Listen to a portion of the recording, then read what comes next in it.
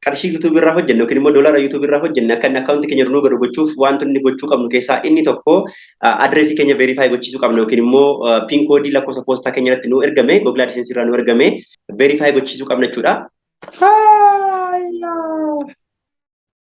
Kuno akkuma argatanii dhaabbanni Google AdSense piinii kiyya karaa lakkoofsa saanduqa poostaa ani guutee naaf erge jechuudha. Kanaafuu har'a viidiyoo kana keessatti akkamittiin akka piinii kana yookiin immoo poostaa kana akkamittiin akka bannu akkamittiin bannee piinii as keessa jiru kana Google AdSense irratti guunne akkamittiin akka YouTube irraa kanfaltii argannu sin agarsiisachuudha. Sana qofa miti erga piinii kana verify gochiisne akkamittiin akka lakkoofsa baankii irratti kanfaltiin nuu kanfalamu akkamittiin akka guutamu sin agarsiisachuudha. Na hordofaa naaf feeraa kiyya.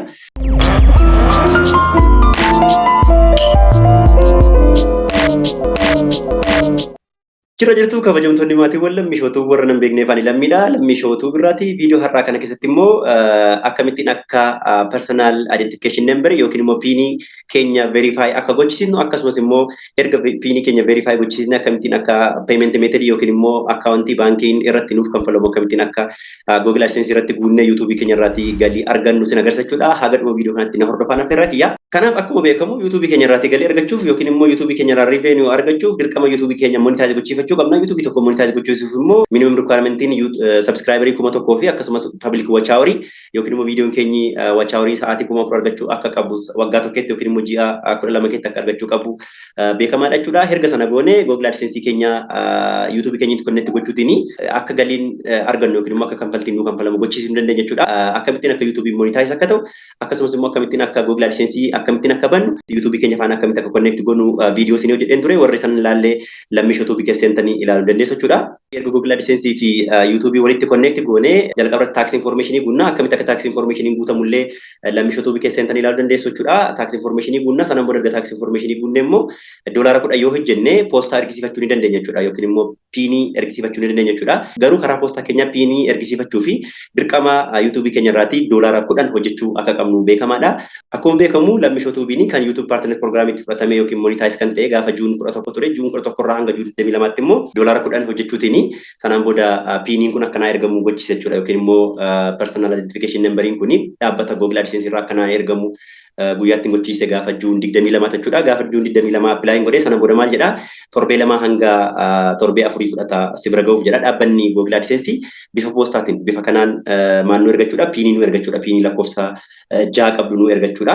Lakkoofsa kana kan isaan nuuf erganiif waan sadiifidha. Inni jalqaba nama ta'uu keenya adda baasuuf, inni lammaffaa immoo nama seera qabeessaa yookiin immoo nama sirrii ta'uu keenya adda baasuuf, inni sadaffaa immoo adreesii keenya yookiin immoo location keenya yookiin immoo bakka jirru adda baasuuf jedheeti maal godhachuudha dhaabbanni Google AdSense kuni bakka nuti jirrutti bifa poostaatiin piin koodii nu ergachuudha. Kunoota egaa akkuma argitanii saanduqa poostaa kiyya keessaati poostaa kana baafadheera yookiin immoo poostaa kana fudhadheera jechuudha. Kanaaf kunoo yoo poostaa kana argitanii maqaan kiyyan jira, adreesiin kiyyan jira, lakkoofsa saanduqa poostaa kiyyan jira, guyyaatti naaf ergamallee jira. Kunoo akkuma asirraa argitanii gaafa Juulaay 11 Finfinnee gahe jechuudha. Kana jechuun gaafa Juun 22 guute gaafa Juulaay 11 Finfinnee gaheera jechuudha. Akkuma asirraa argitanii kan inni guute yookiin immoo saanduqa poostaa kan inni banee magaalaa Hawaasaa irraati. Kanaafuu magaalaa Hawaasaatti na ergame jechuudha. Dubbisaa kunoo Google AdSense jedha homaa tokko irra hin jiru. Karaan garaasaa immoo personal information yookiin immoo information waa'ee kootu irra jira jechuudha. Sanaan booda poostaa kana banuu qabna jechuudha. Maal jennaan poostaa kana banneeti personal identification number yookiin immoo piinii keenya Google AdSense irratti guutuu waan qabnuuf ishee kana banna jechuudha. Kunoo asirraani poostaan kun maal qabda jechuudha. Karaa banamtu ni qabda jechuudha. Kallattii arfan ishee irraani remove side edge first jedha. Kanaaf maal gochuu qabda jechuudha. Kunoo handaara ishee kana qabdaniiti. Kunoo akkattiin kallattii arfan isaatiin kunoo kan akkattiin irraa kuttu jechuudha. Handaara ishee dachaastaniiti maal gochuu jechuudha. Kallattii arfanii naannessanii irraa kuttu jechuudha.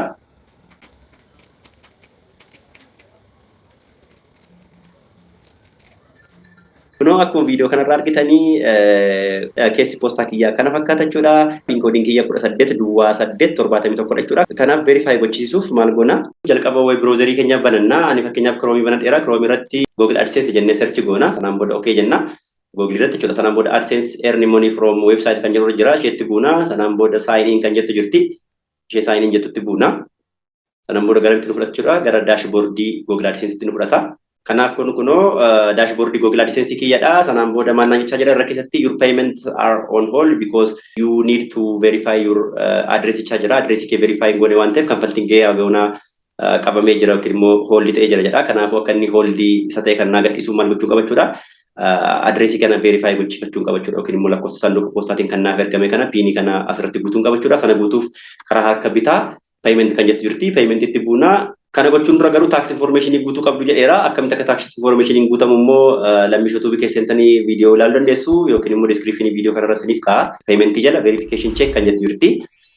Gadi yoo harkisu maal jedha kunoo address verification jedheetiin needs attention jedha. Enter a pin we mailed to your billing address jedha.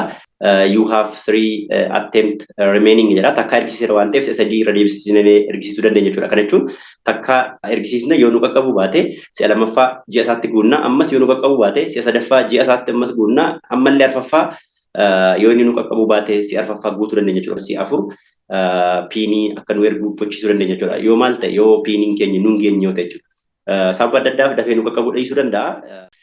Kiyya fakkeenyaaf ji'a tokkotti na qaqqabe jechuudha. Kanaafuu haga ji'a tokkotti eegdaniiti yoo ji'a guutee sin qaqqabuu baate irra deebitanii lammaffaa riisendi kan jettu jirti. Riisendiitti buutaniiti piinii irra deebisanii ergisiifattu jechuudha. Yoo immoo sin qaqqabe immoo maal gootu jechuudha. Dijiitii ja'a kan asirratti guutaniiti sabmiit gootaniiti verify gochiifattu jechuudha. Kanaaf amma naaf ergameera waan ta'eef lakkoofsa naaf ergame sana maalan godhachuudha. Kun asirratti dhufee guutachuudha yookiin immoo booksii kana keessatti guutachuudha. Lakkoofsi kan kiyyaa 18,871 waan ta'eef sana asirratti guutaa. Asirratti guutetanii already kun guuteera. Argan guutee maalan jedhachuudha. Gad dhufeetanii submit kan jettu jirti. Submit kan jettu jirti. Submititti bu'aa jechuudha. yaa kunoo maannaa ta'e jechuudha. Adreesiin kiyya verify naa ta'e jechuudha. Kunoo haala kanaan adreesii keessan verify gochifachuu dandeessu jechuudha. Kun adreesiin kiyya kan kiyya verify naaf ta'eera. Kanaan booda maal gochuu danda'a jechuudha. Payment method kiyya yookiin immoo bank detail kiyya guuteen birriin ani YouTube irraa hojjedhe akka account kiyya naaf galu gochuu nan danda'a jechuudha. Amma immoo akkamittiin akka bank information keenya yookiin immoo payment method keenya guunnu sin agarsiisa jechuudha.